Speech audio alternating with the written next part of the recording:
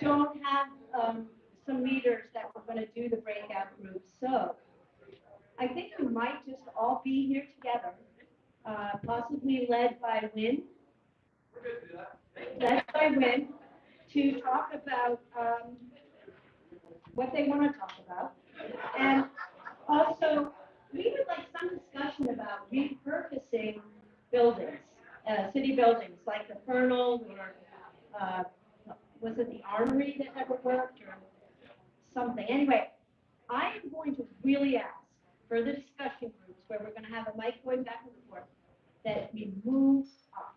So we're a little more like a discussion group. Think book club. And we had thought of this being discussion, like we've been sitting and listening for a long time. So we might have some ideas now or things we want to talk more about. Um, so here comes Win. So this is casual. Is this going to work for you guys? I'm sorry to Yeah, put we're it gonna on you take at the turns last. talking. We're good to share the floor. Yeah. Yeah. Just one thing before it starts, I just want to say on the side, Leland House. Oh yeah.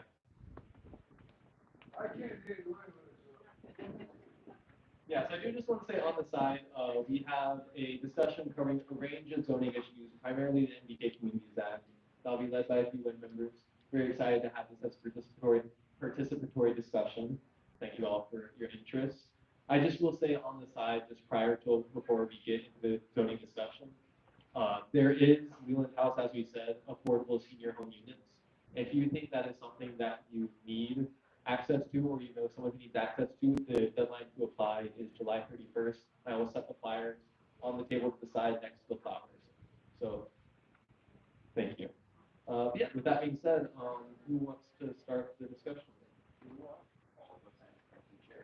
I think that's a good idea. Yeah.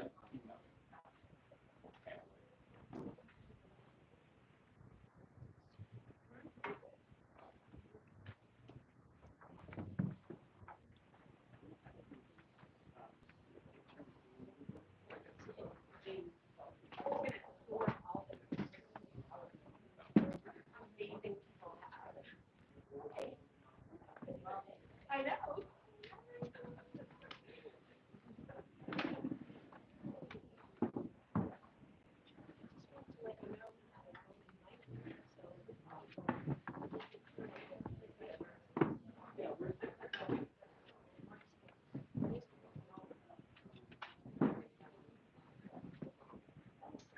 And for those who didn't hear, there is a roaming mic. If you want to raise your hand with the mic, if anyone who's in the back, he has the mic.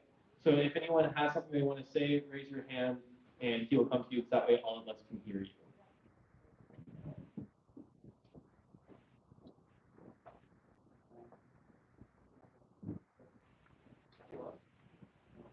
It's all casual.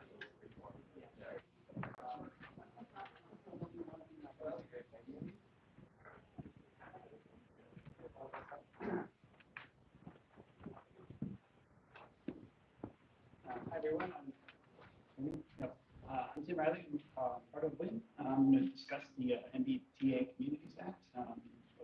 We talk about several things here. So the MBTA committee,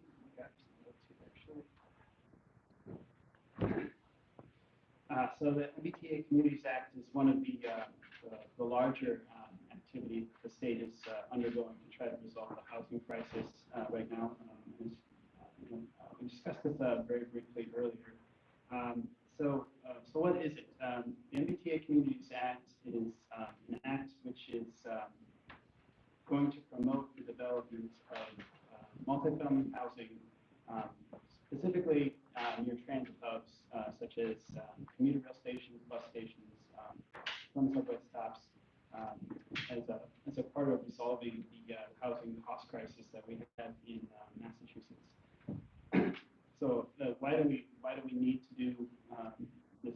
Why is this? What's the purpose of this law? The purpose is to resolve the housing crisis. We have rising costs, housing costs, which are affecting family budgets all over the state, and it's pushing young people especially to move out of the state.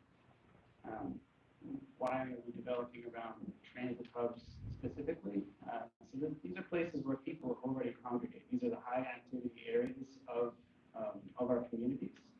Um, what developing around transit hubs accomplishes is it um, reduces our need for car infrastructure, which is accommodating car infrastructure is one of the largest cost drivers for housing development. All of these parking requirements and just spread out housing, traffic, and all of these other costs that we bring on ourselves all of the time provide challenges to developing housing that's affordable at all. So how much housing actually is required to be built by the MBTA Communities Act? You might be surprised to know that the number is actually zero. Nothing actually needs to be required to be built. What this is, it's a upzoning, or we may call it a rezoning, of mostly eastern Massachusetts. So communities that, it's mostly the eastern half of the state. If you have transit access in your community, the state is requiring a certain amount of upzoning. So how much do we have to rezone or upzone? It's a minimum density of 15 units per acre, which in this area we're actually surrounded by lots of parcels that are already at or above that density. It's not super dense. It's not skyscrapers. It's just a few units on a parcel. So if it's a half acre parcel, it could be 8 units. So it's not actually that many units. There's also a count of units that we need to rezone for. So Waltham's obligation is 3,982 units, I believe, is the number. So that's the minimum we have to rezone for. We can zone for more. Hopefully, we'll be more ambitious about that. The more units we can zone for, the more that we can attack the housing cost crisis. So why do we have to rezone at all? The major issue with our current zoning is that most of the city is illegal in the sense that 30–40% of the parcels in this area, including one that I live on, have several requirements such as just minimum lot sizes, which mean the existing structures could not be rebuilt. My home is in a multi-unit structure, and it's doesn't meet minimum lot size requirements. So there had to have been a special permit that went through the zoning board of appeals. I can only imagine how much this has added to the cost of my home, just having to have gone through this process. And this is happening all over the place. Anything that's being built right now is probably undergoing some sort of process to go through special permits. So the other thing that happens if we don't rezone, the only structures that do get built are big mansions, very, very large homes. So that's $1 million, $2 million homes are not affordable to most people, and if they're single family homes, they're not really doing very much to help the housing crisis. It's not very much supply. What if we don't rezone? The state has provided lots of choice for the cities where they're going to do this zoning. They only set an amount, and they really want you to do it near transit. There's other various things about the law that encourage some housing to be developed. But if we decide, for whatever reason, not to actually go through this process, we put ourselves at risk of not having access to grant monies that are available from the state, which can total hundreds of thousands of dollars. So that would not be very helpful. If a community that decides not to participate at all and tries to throw a legal challenge, there is one community that is doing this right now. It's kind of unknown what the results of that will be. They may end up having to accept a judgment from the state of some zoning that they probably wouldn't prefer if they end up losing that. So I don't know if that's the result anybody would like to have, the state choosing the zoning for them just to meet this law. I think it's better for a community to choose and participate in this rather than letting it go that far. So affordable typically be restricted affordable units with this create. There are a lot of technicalities in there. What can be built, it depends on zoning geometries and things like that. One of the requirements for law is that if you have a certain affordability requirement that's too high or higher than a certain level, the state requires that you do an economic justification of your local zoning, local economic conditions in the area to prove that the developer could actually build structures on the parcels created. So if you require parking and require short structures, maybe that is not enough. Maybe that's too restrictive, for example, in the state. And then the analysis may say you need to be less restrictive on the amount of things you require. But if an economic justification and the zoning all work out, with our current IZ requirement, inclusionary zoning requirement, there could be as many as 800 out of the 40,000 units potentially affordable. It all depends on how we do the zoning. Who directly benefits from this? So there's actually several groups that benefit. Seniors who are looking to downsize will have more options. Young adults won't be priced out of their own cities that they grew up in. And lots of low and middle income families can potentially have more housing options. We have to do this by the end of this year. So we need to get moving on this, especially if we need to do an inclusionary zoning analysis. And we know more about developments like this from AMA and Bloom. So please consider subscribing to those newsletters. Can you actually just clarify real quick? So it says at least 50 acres, but how much does Waltham have today? So how close are we to the 50 acres as of today? Do we know? So the 50 acres. So the question is like it's as of right or by right development, right? So I don't think we really have much of any could be rebuilt. Much of the city where multifamily units already exist, the zoning makes it already rebuilt. So I don't know what the number is. 30%? Yeah, but it's very small. Okay, so the city just simply rezones the existing parcels where there's already multifamily housing, would Waltham be compliant? Yeah, I think we can make that work. Will they? So then I guess maybe my question or challenge will be, we want them to strictly to adhere to the MBTA Communities Act, or we want them to actually do it in a way that's going to encourage more affordable housing? I would say that they should upzone rather than just legalizing existing housing, because that they just legalize what's there. It's just the static state of where we're at right now. It's not going to increase supply and actually do any make any forward progress. Other questions? I have a question. Now, this question may not, oh, this feels so weird, but, okay, so I have a question, and I am very ignorant about the ins and outs of all of this, okay? I don't know if you know the director of Waltham Housing, Mr. Gallagher. Mr. Gallagher is online, and he keeps on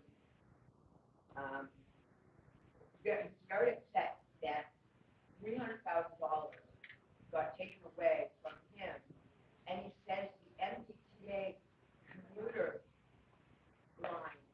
I don't understand that. I don't understand. Like, he's very, very upset.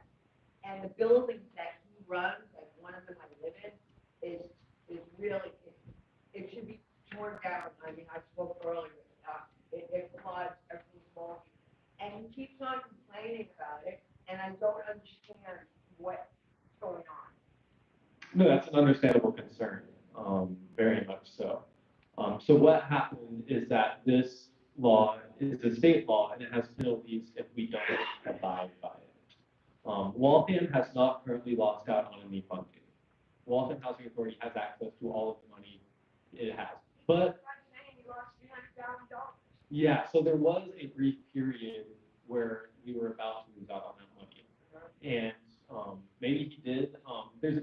issue in our city government where information travels slowly. So it's very possible that he thought he lost out the money and then he didn't, or maybe he lost out on the money briefly before getting it back.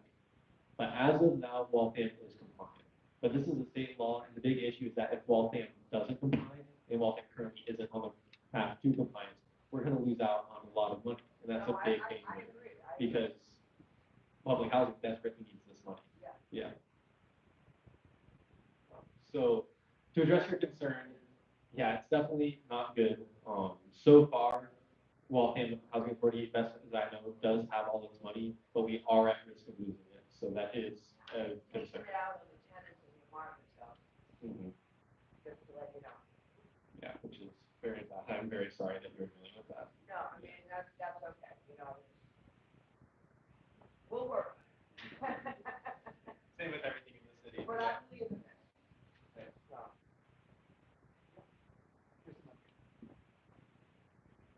Hi, I'm just particularly struck by the fourth bullet point where we don't have a planning department, and we're not applying for technical assistance program. We're a city. What are we doing to be like, hey, our mayor, you should get a planning department for a large, growing city?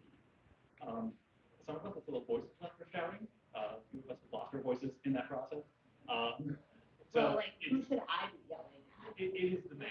I think it's sort of at the bottom. I think it's at the bottom of that page. You know, it's reach out to the mayor, reach out Yeah. to your city council, the ones that are accountable to us, to have a fully staffed government.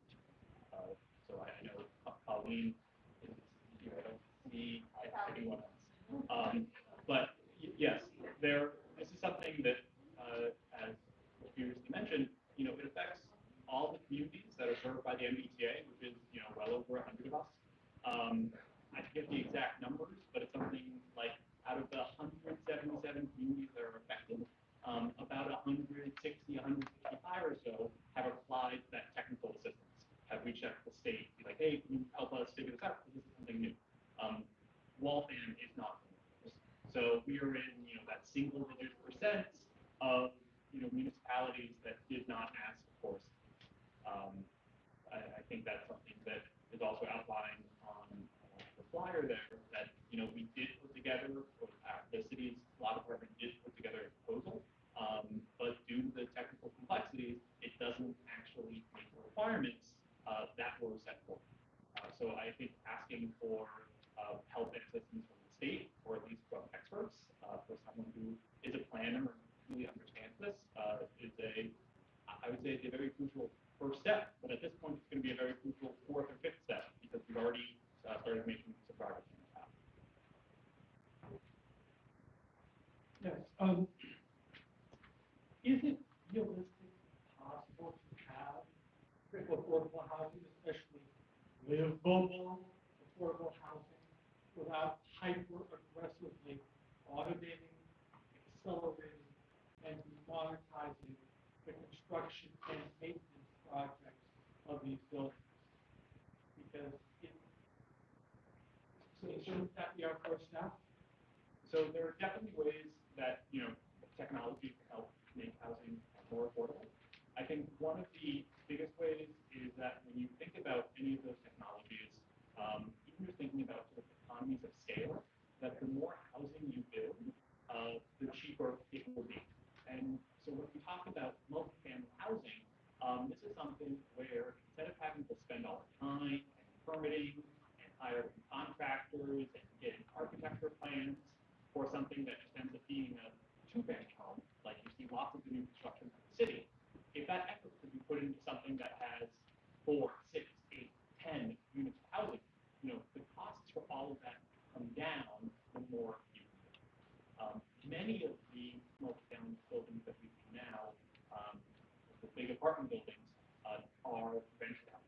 So you don't get an apples-to-apples comparison between like a new condo and an apartment building. So when you can build housing that you know, goes on the market, people can bid, and you get those market forces, you can see more differences when you have larger projects that can benefit from that size and scale. Also, when you do that, it allows folks to maybe more sort of mom and pop developers, folks who might not have as many resources. Maybe that when you bought your home 70 years ago, you had your home and there was kind of an extra lot that came with it.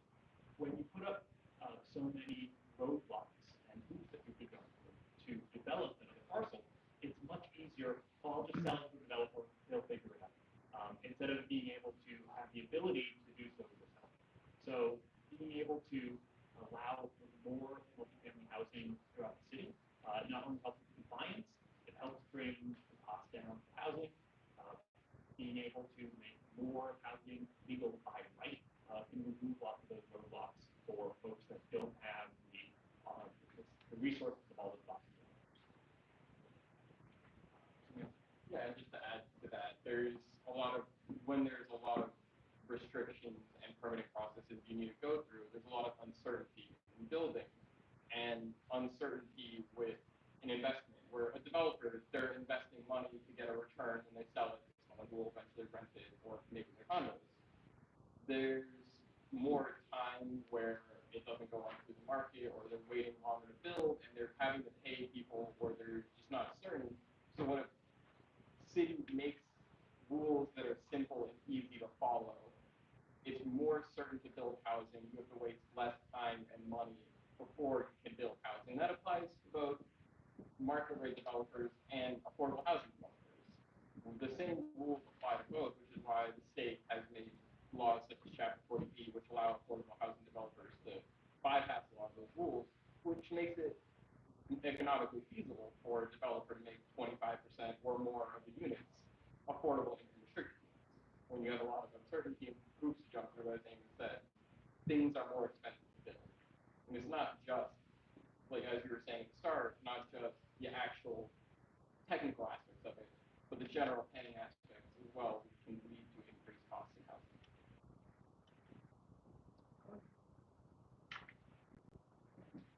So earlier today, we heard about affordable, truly affordable housing, I think, some of the phrases that we heard.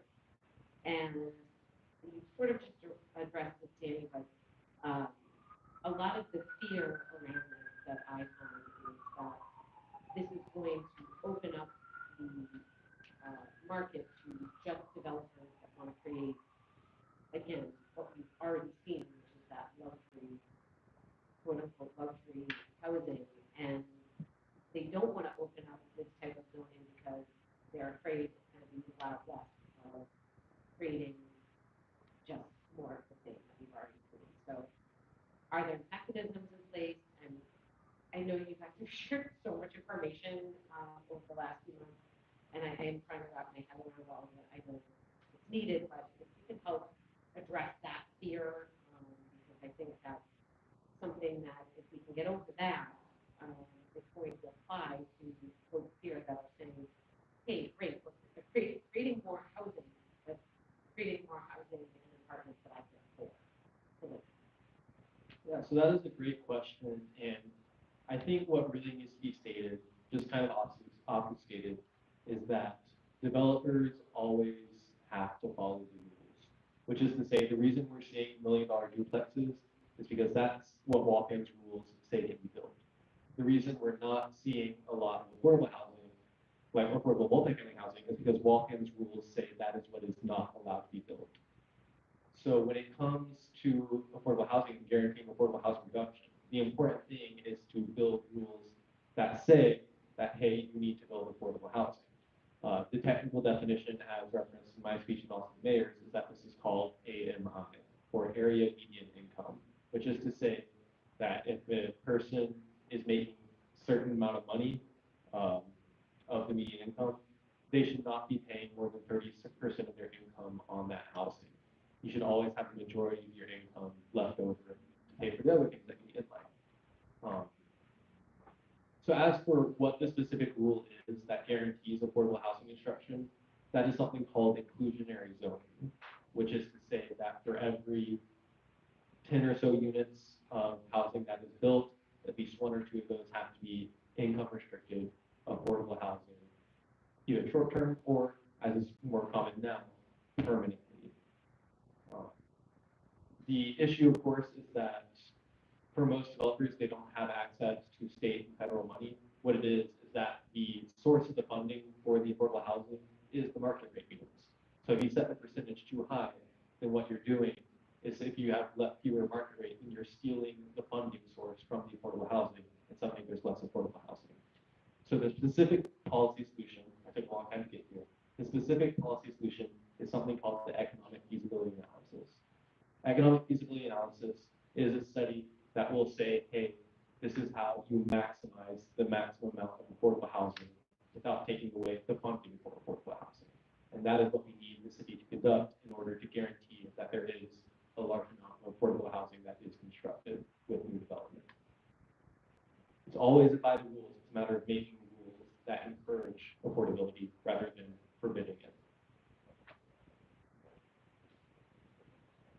Oh yeah, so a big thing that happened recently, as Danny just mentioned to me, was that Waltham has both A, made it incredibly hard to build multifamily housing, and B, made it a very high percentage, include very zoning requirements, such that the funding source for the affordable housing has been taken away. There have been 0 units of affordable housing permitted according to Waltham's laws in the past 6 years now, ever since they changed those rules. Which is to say the status quo is 0 affordable housing production. As said earlier, the only housing that's being built today is the housing where the state overruled our city government. Our city government needs better rules to allow affordable housing. Because currently, we got the math wrong, it is not economically feasible, and we are getting 0 affordable housing because of it. I have a couple stupid questions. Those 2 questions. Okay, and a comment. I remember when, this is going back a few years, but I remember when, the state and federal law said to the developers, you can come in, but you have to give a third of whatever you build to low income, and we will give you a big tax break. Okay, I don't know what happened to that, but that's gone, all right? The other thing is there any way, I mean, this is a stupid question. I'm just like spitballing here. Is there any way that we can use a law like the monopoly law to maybe, I know these are individual developers. It's not one developer, so it wouldn't be your typical monopoly law. However, I think there might be a law on the books. I think they tried to use it with, what's his name? Computer guy, yeah, they tried to use it with him. Is there any type of law that maybe we could sort of fight with on that? So that is the opposite of a stupid question. That may be a question that's too smart for me. So what I believe you're referring to in terms of the affordable housing money, that's something referred to as the low-income housing tax credit. That is a federal policy in which there are tax breaks and tax refunds to developers that build a certain amount of affordable housing. That is something that was reduced during the Trump administration because of his tax policies, but then is now currently trying to be increased by the Biden administration in his budget proposals to increase funding for the low-income housing tax credit. There's also a state equivalent that's currently being increased in the state legislature as well. But all of that is to say, and then same with what you're referring to the anti-monopoly stuff, that's normally referred to as antitrust. With certain like price fixing concerns, the federal Department of Justice is currently investigating some landlords because of that. But all of that is to say, it's all stuff on the federal and state level, a little bit beyond our control, so not quite something we can impact on the local level like we're trying to do with zoning. So how much money do you have saved up for lobbyists? $0. We have 0 money. But yeah, so there are a lot of good people doing state and federal work, but it is beyond our purview.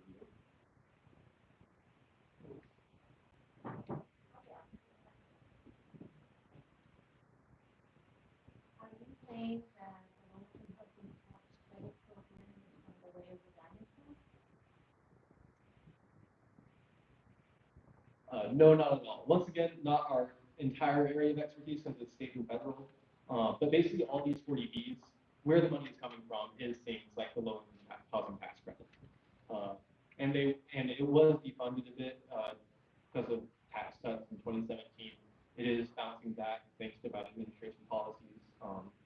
it's definitely not going away as a dinosaur. It is the source of, it is how, like, there's one part of the pie, which is like, legalizing affordable housing, but as for actually funding the affordable housing, the low income housing tax credit is, I think, once again, not my wheelhouse totally, but I do think it is the main engine of how these 40Bs are actually being funded.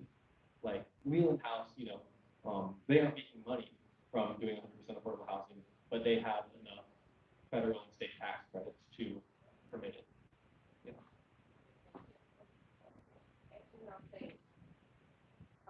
To that, and Leland House also got,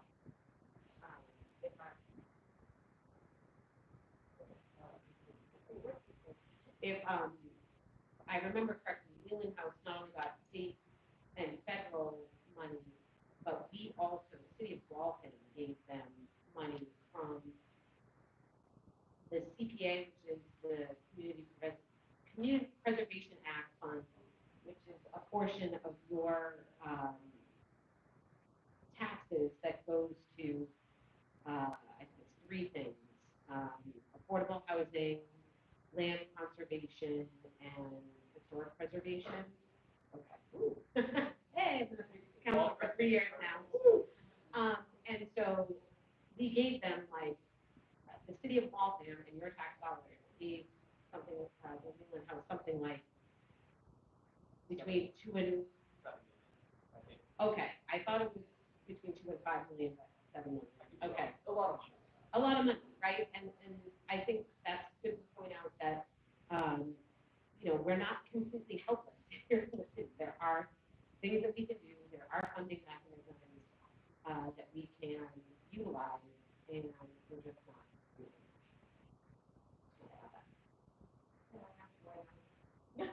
it. I'm sorry. No, I don't know. It's a very fair question, and it's, so the CPA money is regulated by the EPC commission in the city. And we have boards and commissions in the city, and the mayor exclusively appoints those people to the boards and commissions.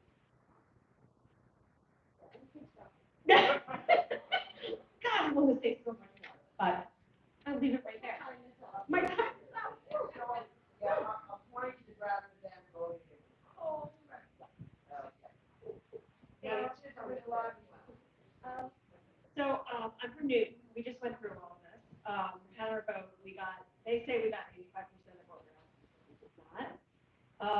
But, one of the things that I realized was the arguing point for the opposing side that did not want to change zoning, again, not forcing building, but changing zoning, was a complete misunderstanding and the inability to do the math for AMI.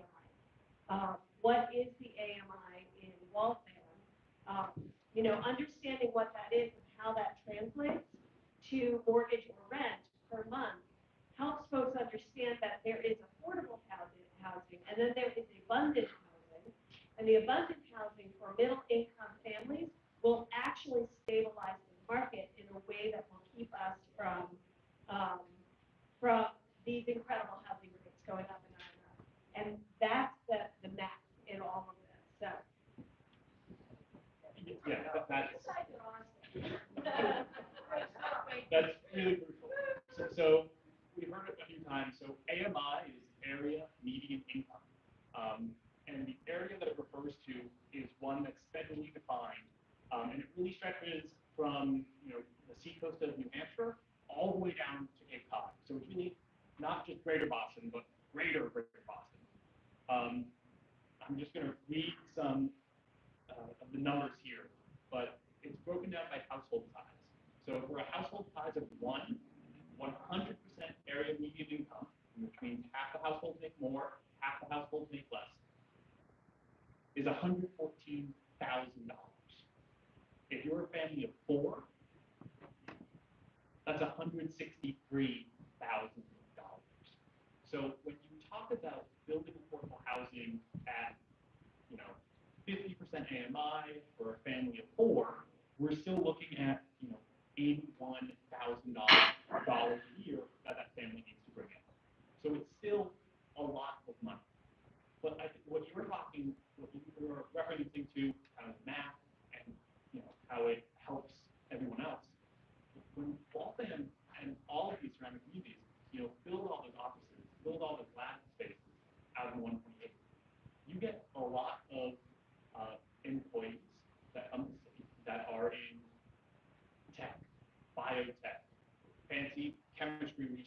what they do.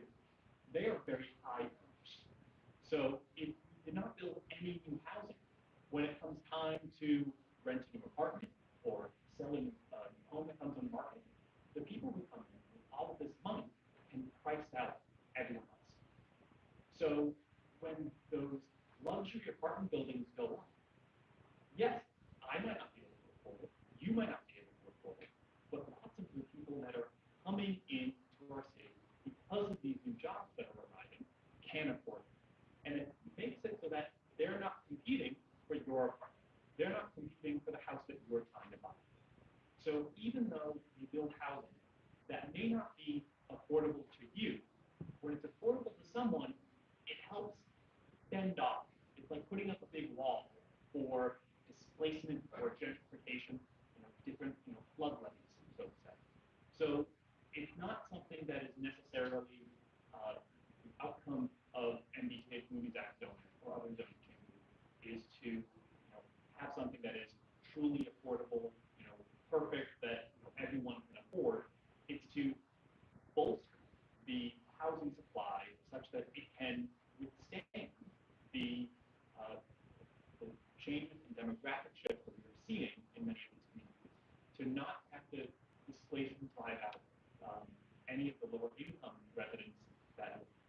So you're right, there's a whole lot of math, a whole lot of things that go behind it, but it does also all come down to income. Yeah, so for an example of that, a one bedroom in Edison on the Charles, I just looked on their website what things are going for. That's $2,700. That's obviously a lot of money a month. But when you follow the federal 30% rule, that's $108,000 a year, which is a pretty high income earner, but they're around the area median income for one person. And that's a salary that a new hire at one of the Waltham's many biotech firms on 128. Someone coming out of college with a bachelor's or a master's in biology or computer science could easily make over $100,000 in just their first year working. And so when you don't build currents on the Charles, the person who accepts the job at a biotech company in Waltham, they're going to bid, or they're going to push someone out who lives in the cheap 50-plus-year-old housing on the south side, if that's their only option. So that's what Amy's talking about, when you have to build this buffer for all the new jobs, all the growth that the Boston area is experiencing. Question over here. Hi, so on the subject of stuff that's driving costs, it was asked about parking spaces, because in the new proposal from the mayor, there are 2 parking spaces still required per unit. So just a commentary going on that. Thank you for bringing that up. So yes, for those who don't know, car ownership is expensive. If you have a lot of money, you can afford multiple cars. If you don't have a lot of money, even a single car can entirely break your bank. So a lot of folks in Waltham live without any cars or live with only one car. The average is 1.6 vehicles. That's mostly driven by single-family neighborhoods. If you look at large apartments, the average is only 1 parking spot per household. Some people have fewer, some people have more, but it averages out to 1 parking spot per household.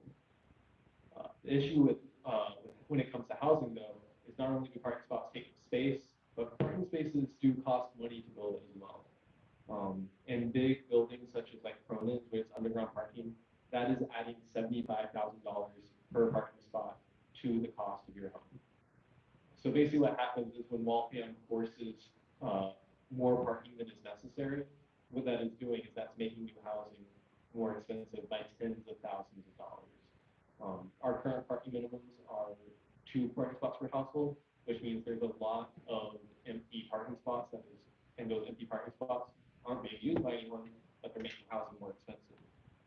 So by reducing parking minimums, we make housing cheaper and we stop wasting space, because it is just so many empty parking spots. I don't know if I know there's at least one person here who lives at the watch factory. But walking around the watch factory, you can see the 2 parking lots across the street and the parking deck. It's always half empty, and that is money that is making the watch factory more expensive than it needs to be. Yeah. Sean Dyson, by the way, I introduced myself earlier. I'll even add on to that, not just that it's making it more expensive, but on small lot sizes and things like that, you're actually making it infeasible financially, because the infrastructure you would need on, a quarter-acre lot or something like that to have a driveway or have an underground garage or something like that, it's just, nobody's gonna be able to afford that. So, and, one of the places I was actually, had one of the tents on Moody Street, on Riverfest, and I happened to be right in front of that building across from Tony's Landing. But I've heard that there's been proposals to put up hotels, it didn't work out, and all this other stuff. But to me, that's a travesty that there's, a perfectly good plot of riverfront land on a major commercial street. Couldn't that be housing with no parking because there's buses and commuter rail immediately across the bridge? Stuff like that. There's no need for a parking minimum whatsoever. You're so central to everything. And there's also already parking, garages, and everything else right next to it anyway. So why on that particular property, would you need minimum parking? And then now extrapolate that to all the other places where you shouldn't need any parking at all, or if you do, let the market decide the parking and make the housing affordable, not the other way around. Sorry, that wasn't a question, by the way. Very good points. It is appreciated. We like affordable housing. We care a little bit less about affordable parking. My comment is, it's more of a comment than a question. When we go to city council meetings, there's only, I think, one city council that attended today, Council Colleen. And when we go, we never see on the agenda things about housing. So how can residents connect? I don't know. A lot of residents don't know. I never see housing on the schedule. So it's not really discussed. I just hear a lot of other things, and then I go, I try again. When I look it up, I can find out the agenda. And so I don't think it has to be like the proposal form, right?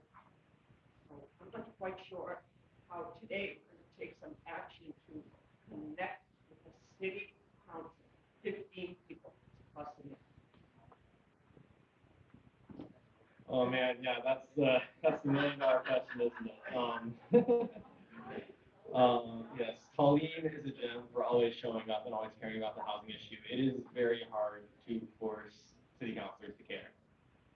It is very, very hard. A lot of them like to pretend that they're already solving the problem.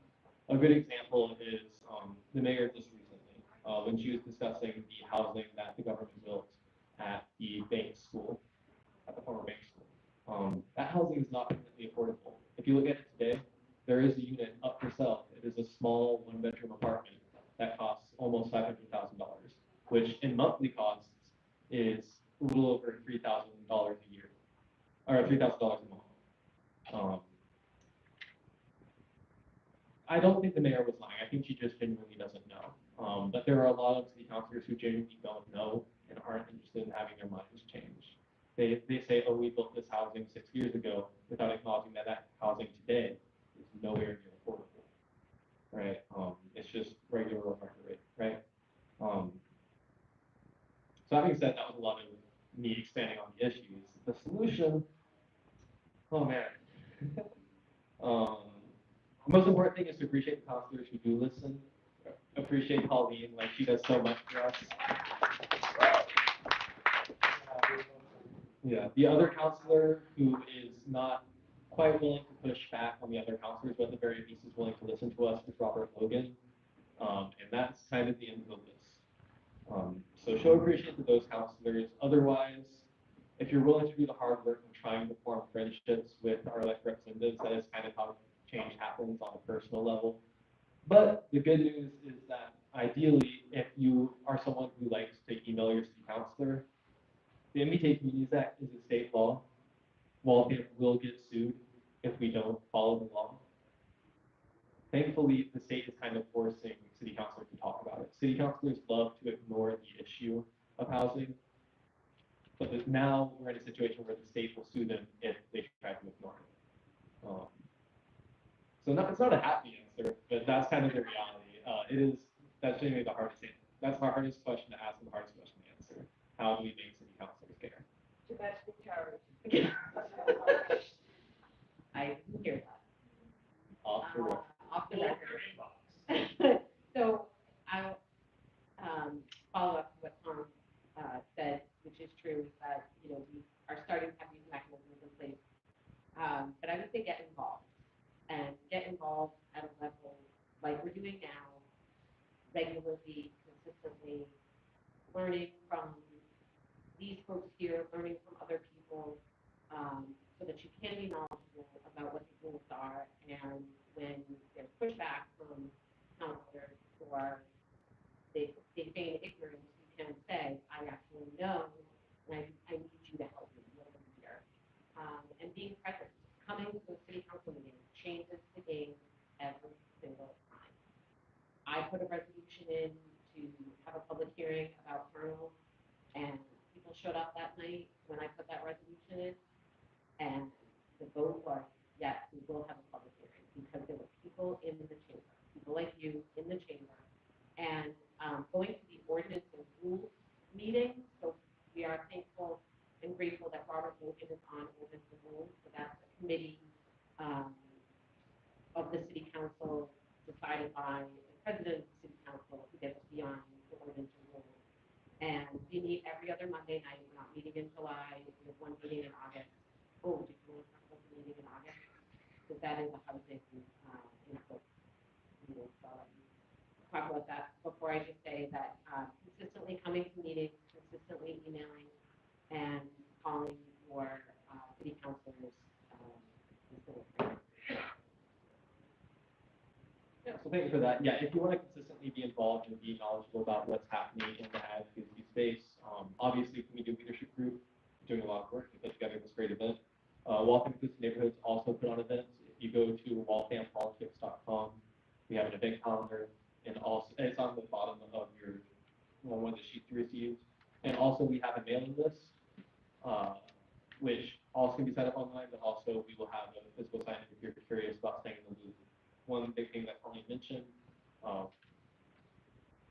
we'll see if it actually ends up happening. I'm not plugging it fully just yet, but there is currently on the calendar a public input hearing regarding the MBTA Communities Act for August 5th, Monday evening. So something to keep in mind. That would be the day to show up to City Council. We will likely be organizing something to get a lot of people to show up to that, because it will be a place where you have the opportunity to speak to your councilors about why you care about housing. It'll be at City Hall in Waltham. Yes. Hi, first I just wanted to say how grateful I am that there are people like, I try not to say you young people, but you people in that age range that the Lieutenant Governor said is leaving Massachusetts because, there's no affordable housing for you. I'm so grateful that you're here. I'm so grateful you're doing this work. And now just randomly, I have another thing to talk about, since we'll probably be ending soon, but a lot of these folks, well, not a lot, but, the Waltham Leadership, Community Leadership Group has folks in it that are experiencing homelessness or who have very recently, who are marginally housed, who this word affordable means nothing. It means nothing. It's not affordable. It's, and so I'm thinking maybe, is there a word low income housing? That's a word too, right? And so can we also talk about low income housing and give some ideas about, we heard during the conference today, people who are newly housed talking about the conditions in which they're housed, which are, it is not unusual for people to go into that housing and come back in a couple of years to the street again. And I'm just wondering, is that something, I know it's not exactly your realm, but do you have anything to talk about that? I mean, that genuinely is the thing. It's like such a big issue where we can talk about it, but if you're at the level where you need immediate help, and there are organizations, in the Waltham area, such as the organization we're going to talk today, Community Day Center of Waltham. There are also certain political issues that WAC CDC has pressed for. Currently, currently the leader of the community outreach at Watch is on medical leave, so sadly it's sort of stalled. She was going to speak there. Yeah, but she would have been talking about how the solution for them, you know, you need more funding for local groups, you need more funding in the rental assistance funds, because that's one thing very low income housing. If you're going to afford it, you need rental vouchers, and that's something that is, you can't build rental vouchers. That's funding that needs to come directly from local governments, from the state, from the federal government. And Waltham at some point had a local voucher assistance program. Waltham needs to resurrect its local voucher assistance program. And if that is something that, like, I think if you're looking to like do community organization for those political priorities, Watch CDC is I think a place to be. Genevieve. Yeah, but if Genevieve is here, she'd be the person to talk to. She is the one who runs that, and hopefully she'll be back doing her good work soon because she is a powerhouse. Yeah. Just one more thing to add on that. If you look at our zoning code, there is language around rooming houses, around boarding houses. The types of homes that were so often the first step in recovering from homelessness, but they are restricted so much of the city, have to go through a lot of permitting processes. So as we talk about zoning, what we want our neighborhood to look like, being able to allow new development for those type of moving houses. So now you're not reliant on what was built 50 years ago, 100 years ago. That you can beef up that supply of folks who need a very low cost place to live. Just give me a bedroom and a door that locks if that's what you need. That is something that continues to be illegal. My mom loves to tell me about her uncles and aunts, growing up in Brighton, and so many of them, that's where they found their vision. SROs. Yes, exactly. SROs, single occupancy. So being able to, when we think about zoning, really look at that holistically and see what type of options have existed at a time. And some people do, and I think it's about the option. So what we come back to again, zoning is that it is so restrictive. It is so restrictive in what type of buildings allowed, what is feasible for anyone to come in and build, and allowing more options allows more people to be served. Well, I just don't want to live in water and fire. Yeah, so you're talking about the housing that you've been given, Yeah, through. I have, you know what, I need to collect myself, I'm sorry. But I also think it's a great point that when so many of the examples we have are from decades and decades ago, it can be hard to understand what it might look like if it was legal to build and something new. It's not really a comment. Like, I think when emailing our counselors, it's really important to make it real to them. And I don't know, we have a mutual aid group here, and honestly, like 100% of the requests, 100% of the requests are people who are struggling between either paying their bills, paying their rent, so I think acknowledging, I do think that our mayor and our city does not acknowledge the working poor that we have in our community who are struggling so hard. And as keeper of this list of awfulness, like I am like more than happy to give numbers on how many people are asking for assistance from just regular, we are all just regular community members who throw in 10 here, 50 here, or 20 here to help everybody out. And it's wonderful and great. I'm so glad with the community of compassion that we do that. But it's like kind of their job to make sure that it's not falling on like the constituencies to like take care of each other. And yes, we should, but they're not doing their job, which is to take care of us. And so I think like I'm a little angry that we're still doing this, and I think it's okay to feel angry when I'm like, can you like do your job? I think one point to that is we talk about emailing and contacting city councilors. So much of that is it is not only is that something that you're not sharing, it's very private, just understand that, but also when people struggle, when people say, "Ooh, I had to ask money to get by," that is something that can be very hard to share. And can be very hard for them to do that.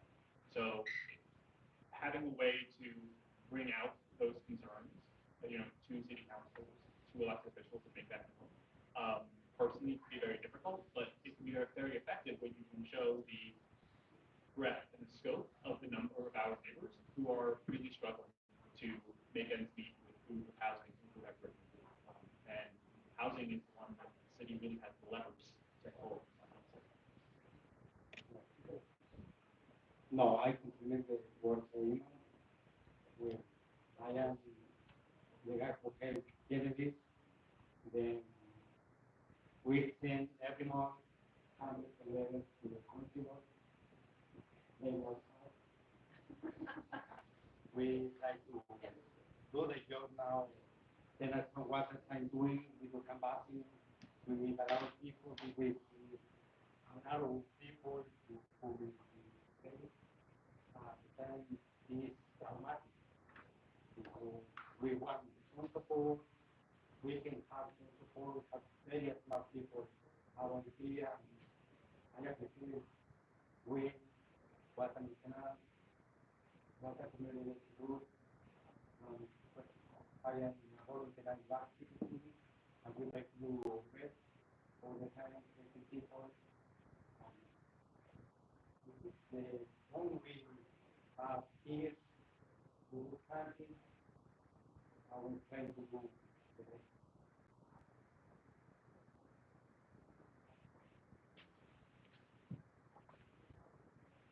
How does Waltham feel about congregate care? Does it fall into the same, does it fall into the same gray area as coordinator or room board? I'm sorry, we couldn't hear the first part. Can you repeat it all? Sorry. Sorry, how does Waltham feel about congregate care, which is housing from some supportive services, which in many cases helps people be successful in an apartment or unit? If you want to hand the microphone, I believe Chloe, were you the one who was talking about that earlier today, about the need for the, more support? Do you have what you want to say about that? So I don't know if I can directly answer your question. I can just tell you that I've worked at the Community Day Center since August 2023, but the Community Day Center has been around for 20 years. And just like one of the less talked about issues that we have is having support systems in place that help people sustain their housing. So one of the things that we do is our case manager does with everyone that she houses, have follow-up meetings at their house and making sure that this is something that they're able to sustain. And unfortunately, even with that, a lot of our clients do end up losing their housing again, and this is extremely common. So I don't have an answer, but just to say I think another really important topic of this conversation is how are we going to get more housing opportunities like that? I don't see us taking care of the unhoused and people who are experiencing chronic homelessness without more of this stuff in place. Sorry, I know that's not a direct answer to your question of how to do this, but I can speak further to the problem. Just also one thing to note on that. I feel like within the past year, there was in the south side of Waltham, solar that was proposed and went through the process of permitting. And if when you see something like that on the city agenda, you might think, oh, it's lovely that these folks will have a home and a place where they can continue their recovery and have professional services. But when other people see that, neighbors see that, they say, I don't want these people living near me, and those are often the people who email and reach out. So I think when Tom mentioned that one of the biggest things we can do is congratulate and show support to the councils and elected officials that are supporting these policies, I think it's important to be able to look at that. When you see something like that, you might not have a strong show of support, but just be able to say, to email your city councilors and just say, hey, I see that this is here, I heard about it, I would love for this to be, because when the only voices that they hear are those ones that are outraged, it really drives their perception of the issue. Personally, others. Yes, absolutely. It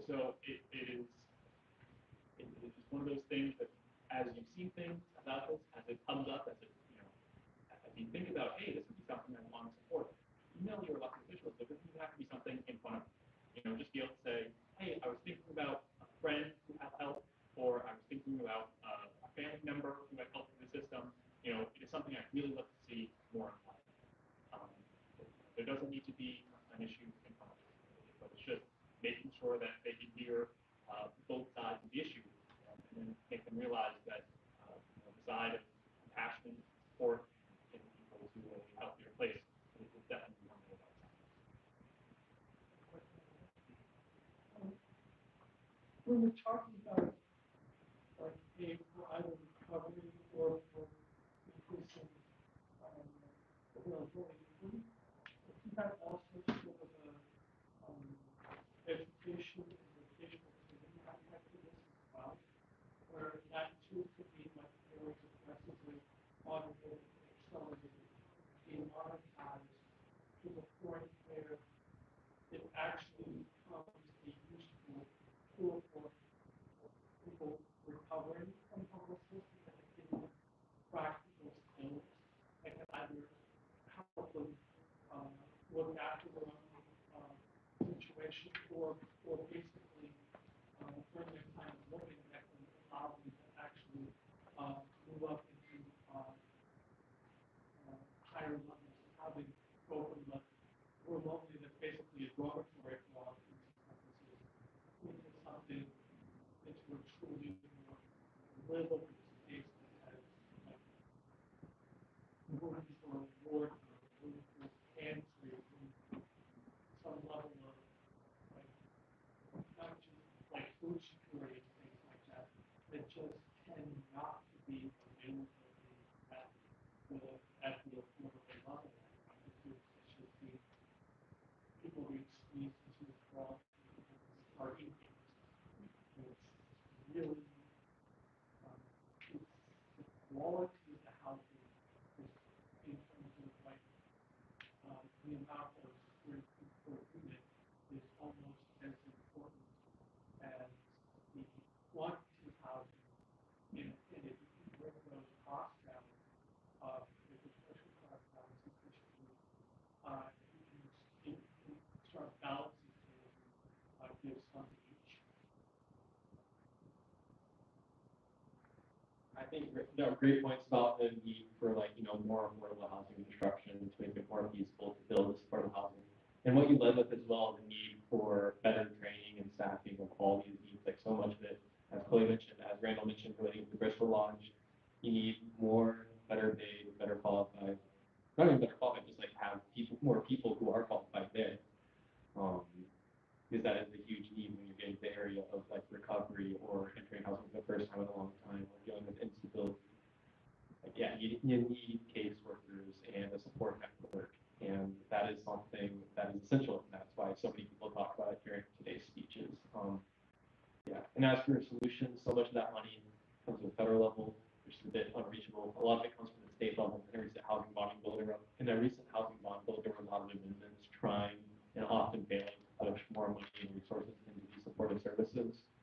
So if you have a relationship, or there's a race for state rep this year, make sure you're informed, reaching out, because that is where a lot of that money for training and stuff comes from.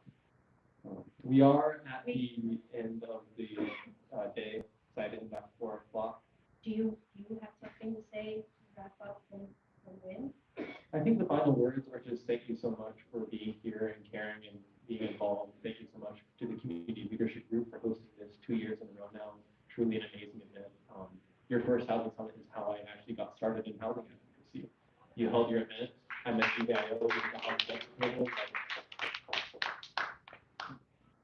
The stuff y'all do to bring people together genuinely is what makes it's positive momentum that just more and more good can come from it as long as we keep getting together and working together. So I really appreciate this. If you want to get more involved with WIN specifically, we will have an email sign up list. You can be kept in the know about when stuff happens. You also have this sheet in front of you that shows where you can sign up for the mailing list online. But yeah, just, thank you so much. Yeah. Oh, and we'll still be here after, if you also want to chat one-on-one, but. Great, great, I do just want to thank you so much. And I know that there are folks here or aren't here, but we're here, from the leadership group that would love to be working with you. And we'll figure out how to do that. And I just want to also say that, like we said before, this Waltham Community Leadership Group is made up of housed and unhoused people. So that's what makes it so amazing. So, hey, can you raise your hand if you have been to one of those meetings? See, so a lot of us have, and so